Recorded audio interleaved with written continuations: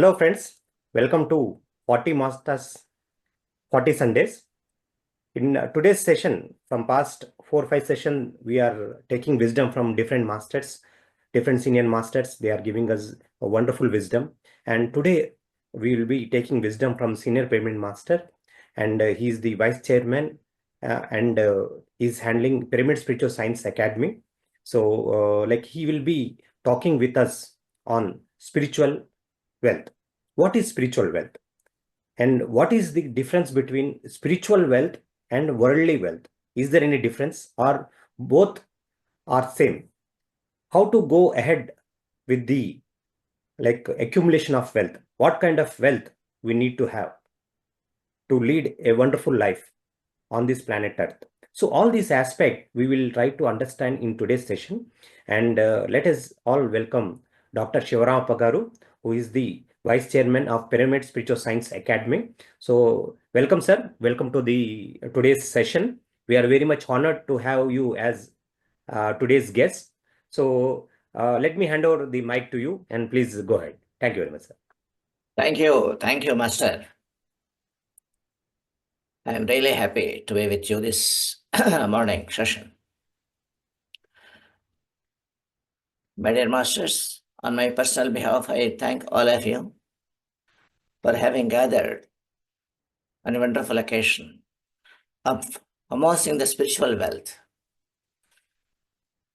Generally, every one of us has been given mouthful lessons on wealth. Wealth is considered to be always in the physical form, possessive nature. That is what we are all taught. The whole entire world is after that. It has been making a money-making process. The life has become a money-making process. Everybody is looking at material wealth. What is wealth? Wealth actually, it denotes the accumulation of abundance. Something else is more in quantity. And apart from that, the wealth always is referring to the possessive nature. There is something which is physical, which can be possessed. And material wealth is always becomes a material for us. Material is not permanent. We may possess for a period of time, not permanently. It will not be an asset for long. Some way or the other, it will have to diminish. All the physical wealth diminishes. Material wealth diminishes. The material world itself diminishes. So the wealth is always of a temporary nature. And we are all after that. And that's why our happiness is vanishing. Our calmness is vanishing. Our lifestyle is deteriorating. Our kind of living and everything is taking the shape of a temporary factor. Everything is temporary. Nothing we have here. So in that background, we are just pulling on our lives. But actually, we have a kind of spiritual wealth, which is not of temporary nature, which is of permanent nature. We are permanent souls. In spiritual science, we learn that man is eternal. We are not the physical bodies or of belonging to this materialistic world. We are of permanent nature, in fact. We are the consciousness. And consciousness is ever pervasive and everlasting, and it is not diminishing nature. So for us, we need our own wealth. That is most important. Not the physical wealth that is which is apart from us. Physical wealth is always only of possessive nature. That's what I want. It's oriented by desires. Of course, it is abundance, but any amount of abundance is not temporary. It is always temporary. So in spiritual science, we learn about our own wealth, which we have to possess, in fact. We lose our wealth and we gain the materialistic wealth, which is very temporary and landing us in all kinds of only which is not permanent, which is not truthfulness, which is not wisdom oriented, which is not our inner capacities. All these things which we have possessed, which we have internally, our assets, are all of permanent nature. Our wisdom is permanent. Understand? And our truthfulness is permanent. And our capacities in the nature of the divinity is always permanent. But we are all going after the temporary and vanishing wealth. That is the reason the today average man is not happy. The world is always in. So this is how we know we are leading our lives improperly, with improper wealth. What is real wealth? The real wealth is given in spiritual science, in fact. So we should be aware of what we are and what is our real wealth. Real wealth is given in the text of Viveka Chudamani. They give the spiritual wealth. The first four instruments are there for this, which makes man ever happy. There is no discontinuity of happiness as regards to the human soul. It is always dancing, it is always dazzling, it is always happy, everlasting happiness it has. Its character is that. That four contents are given as Viveka, Vairagya, Shat Sampatti, and Mumukshutva. These are the four which make us eternal. These are the four which form part of our original nature. Viveka is our original nature. But we are forgetting and we are falling on the knowledge which is externally available to us. Which is internally available, we have forgotten. That is the wealth, in fact. Wealth is inside. Viveka, that is wisdom. What is wisdom? Wisdom is just discriminating what is right and what is wrong. We have to identify which way we have to go, which way we should not. This is mere a kind of following the righteous path. That's it. That is our wealth. That we should have that kind of discriminatory capacities in us, which is called wisdom. And secondly is Vairagya. Many people think that Vairagya means is giving up everything. Very, very wrong notion it is. Actually, Vairagya doesn't spell out that you should give up anything. Vairagya has got two sentences, V plus Raga it is. Raga means attachment. Mamakara in Sanskrit. This is mine, this is mine. That kind of feeling you should give up. You have to detach yourself with all the surroundings. Keep everything with you, no problem. But don't depend on that always, 24 hours. Do not crave for that. Don't be hankering for that always. Don't go for that. Don't think that if you are not there without that. It's a very, very wrong notion that makes the man very, very unhappy. And our happiness is tampered with that. Punctured, actually. The raga means attachment. Viraga means detachment. It is detachment, not giving up. Kindly understand, my dear masters. Very vast difference in the world now. People are taking it in a different perception, very wrong perception that leads them to nowhere, and they are landing in all kinds of confusion with this.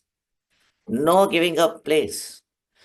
Possess everything, but don't be after that. If it comes, it's fine. If it does not come, it is very much fine. See, be attached. There is detachment in attachment. That's what people also keep telling. So that we should cultivate. That is called Vairagya, a very beautiful thing, which we have pursued in a wrong way, and then we are afraid of that. That is not correct. Okay. And then, third point is Shat Sampatti they have put. 6 treasures they have mentioned. 6 treasures. They are real wealth.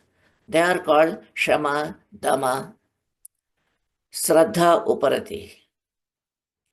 Okay. Shama means tolerance. One by one, I will explain to you. There are 6 contents which we adopt internally. Actually, we are possessing all those things in us, but we are not aware of that. That getting awareness of that is called, that is what is called enlightenment. Enlightenment is nothing but being aware of what you are internally.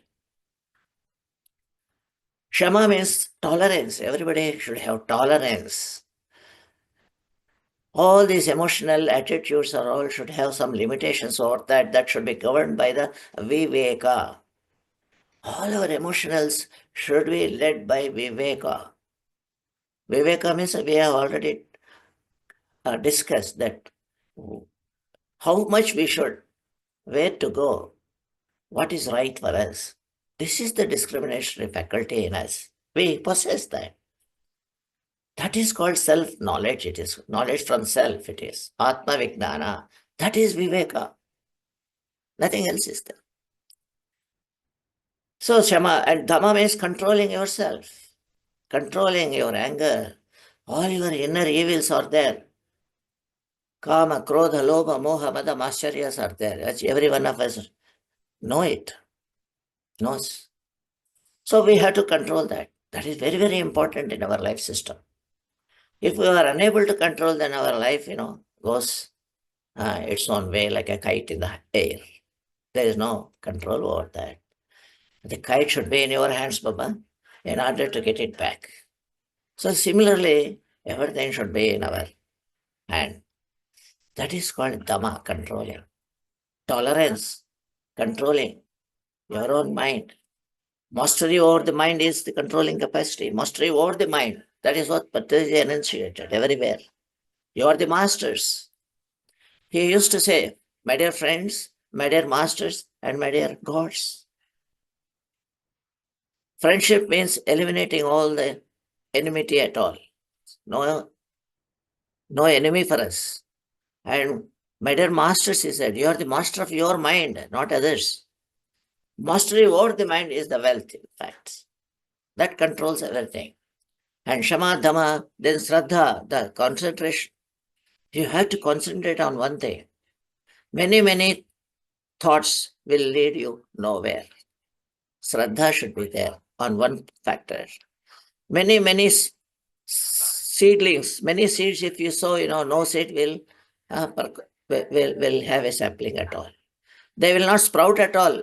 All the seeds at one place will never sprout. They die down. So many thoughts will never give you any kind of results. Have one single thought. Be a concentrative person. Be interesting person on single thought. That's what we want.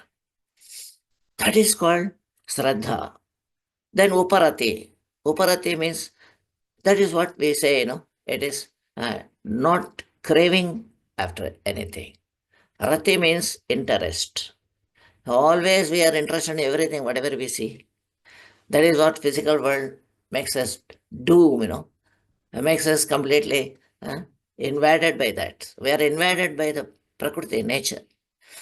Prakriti, moksha is important. We should get liberated from Prakriti. That is spoiling us. That is what Uparati. Hey, don't go after the nature, Baba. The ocean is very well, very, very handsome, very, very wonderful to see. But go inside. Don't go inside. You lay your step inside, it will not leave you. It will take you away. But looks very beautiful. Stay on the shore, see, and don't go into that. The nature also is like that. It makes you so many distortions it will give you. Dislocations, disturbances, turbulence. All these things are inclusive in the nature. Along with the beauty, there is some ugliness is there. That is called delusion and illusion. Illusory world and delusory world.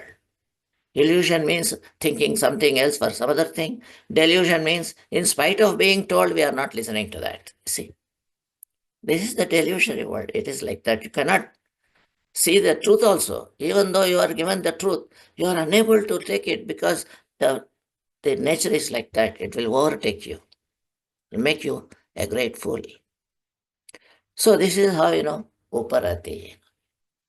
And then, Shraddha, Uparati, and then one more, the sixth is there, Shama, Dama, Shraddha, Uparati. Titiksha is there. Oh, Titiksha means keep waiting.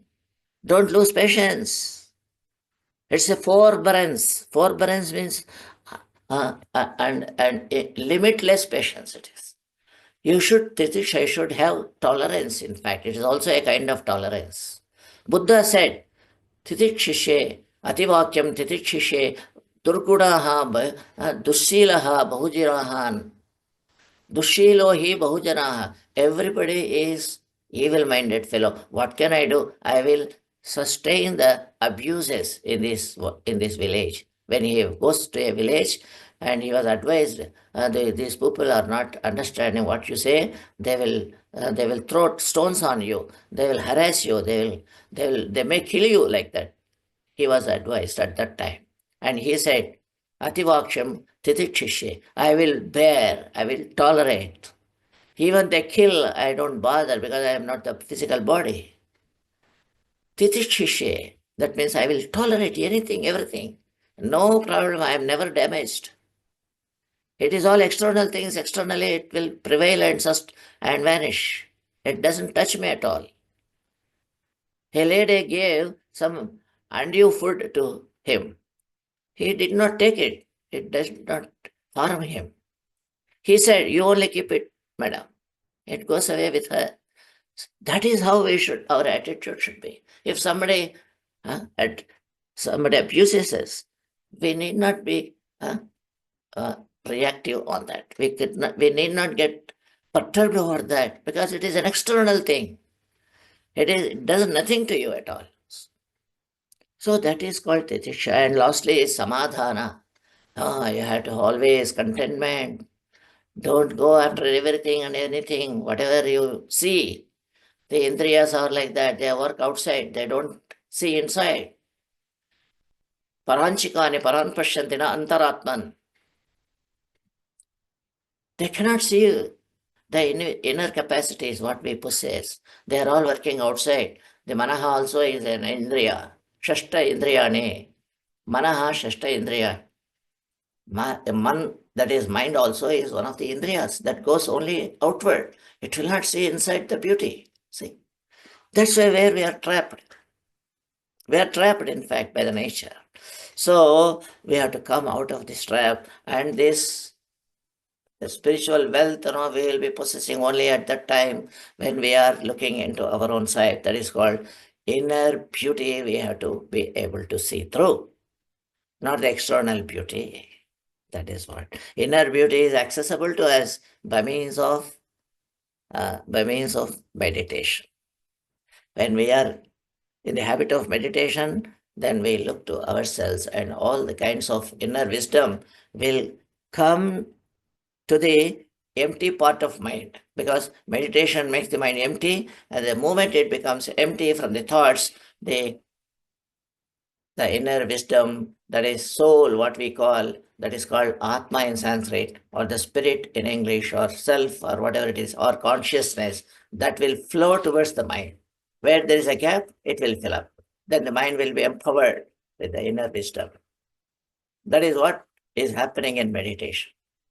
Every person will become envisioned, empowered in their visionary mode, empowered in their capabilities, empowered with their discriminatory capacities, all kinds of wisdom, truthfulness, wisdomfulness, and the infinitehood we will be possessing when our minds are kept empty for a while at least. That is the asset what we are given by our ancestors, like rishis, philosophers, or whatever it is.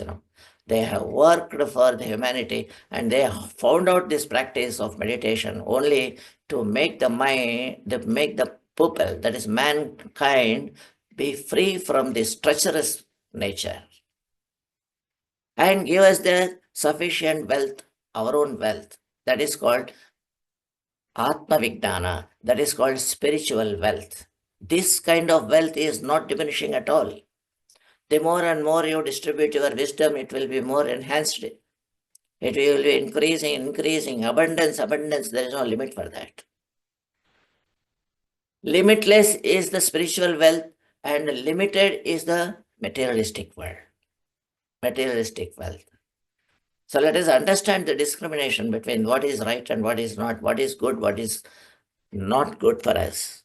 Material wealth, it is necessary to the extent limited. Like we take food, 100%. Food is necessary, material is necessary for us. But only food will not suffice. You have some sort of a flavor for that. A sort of a ghee should be added to that. The ghee works as a spiritual wisdom for us. Then our meal will be complete. Then our whole life will be a complete life. Otherwise, we will be leading incomplete life. Only 50% if we go with the materialistic knowledge. If we have the spiritual knowledge also, what we are and how, what is our capacities, what is our wealth, in fact, we have to find out our real wealth.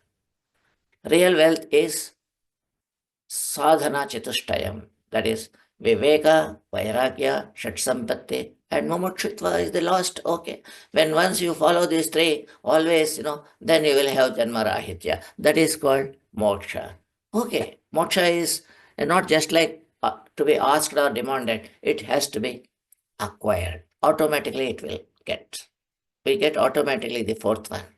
So, but first three, we need it. Viveka happens because of meditation. Viveka comes only when mind is free.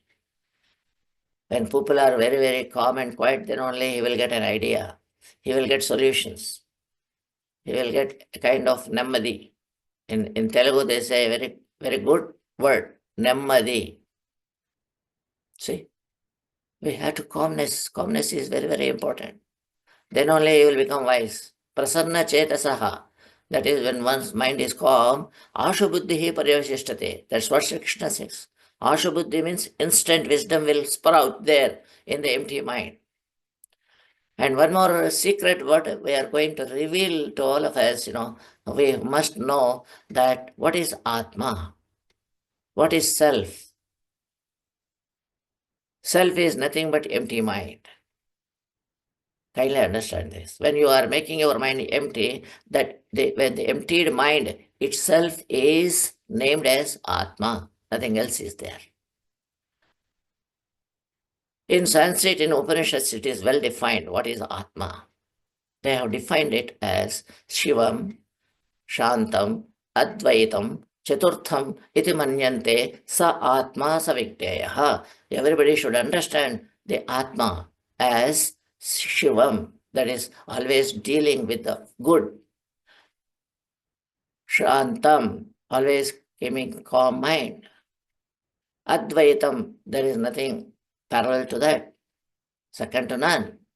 Chaturtham, it is the fourth state of mind. Chaturtham, fourth state. What is that fourth state? Mind has got four departments. The first mind is a kind of thinking capacity. Okay. And then it is always, in the awareness, Jagrata Avastha. We are in the state of awareness, Jagrata Avastha. Then second state, mind will go into rest, that is Nidra Avastha. And third state is we go into Swapna Avastha. That is the empty mind, when once we are in the Nidra Avastha, the mind will not take a kind of rest. All Indriyas will take rest. And Swapna Avastha, mind will be having some duty. The semi-consciousness it is. And that is called Swapna Avastha. Four Avasthas are there. So three Avasthas are these. Now last Avastha is Turiya Avastha. Turiya means it is neither awareness, you are not opening your eyes, nor it is a sleep mode. Nidra Avastha, no.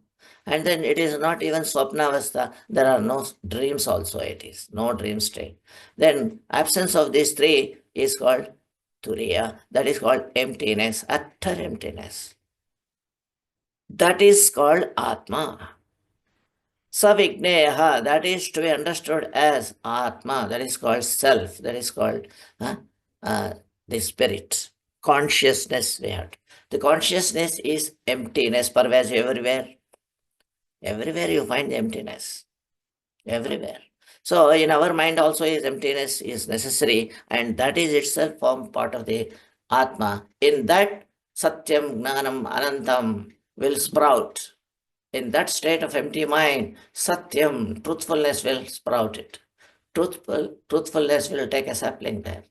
It will sprout. It will arouse your awareness into truthfulness. And then Satyam, Gnanam, it will give Viveka. That is, it will give discriminatory faculty. It will teach you what is right and what is wrong.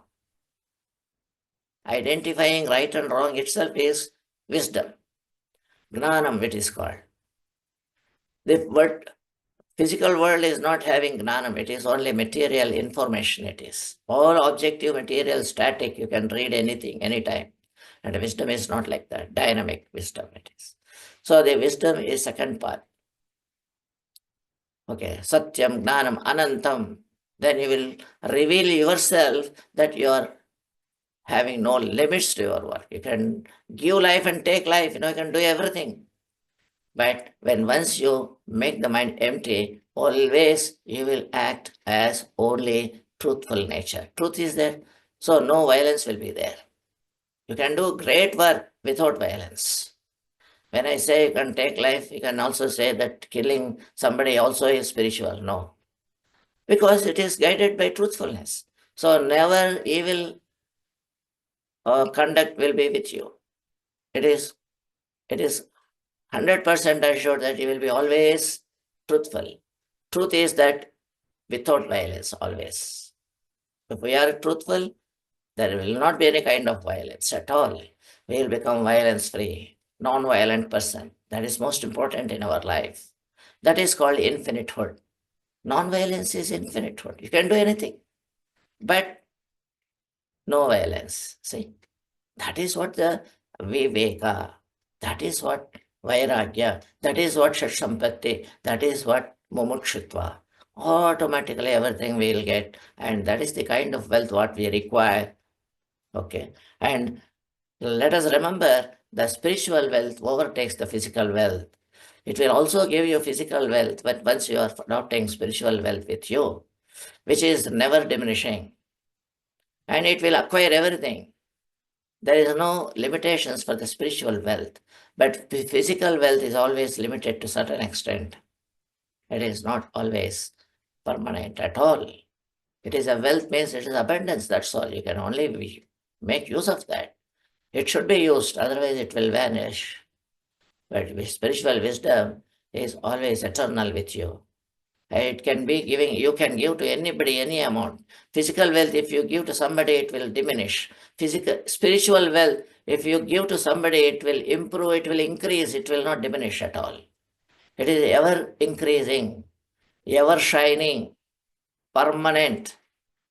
Kindly understand this. So we must be after the spiritual wealth, which is enunciated in 4 steps, that is called Viveka, Vairagya, Sampattu, and then Mumukshutva, where Sampattu has given 6 definitions again. Or the 6 are, number 1 is Shama, Dhamma, Uparati, Sraddha, Titiksha, Samadhana. Always we should be in a satisfying mode. Do not blame yourself at any cost. No blaming is the first duty. Either anybody or yourself. No blame game it is. Our life is a game with no blemish thing on anybody. Neither yourself nor anybody outside. No blame at any cost. Okay. So with this, thank you very much. Okay. I am very, very thankful to you for having given this opportunity to be with you all the while with a very great occasion of speaking the truthful nature here of our own self. Okay. Thank you very much. Nice of you.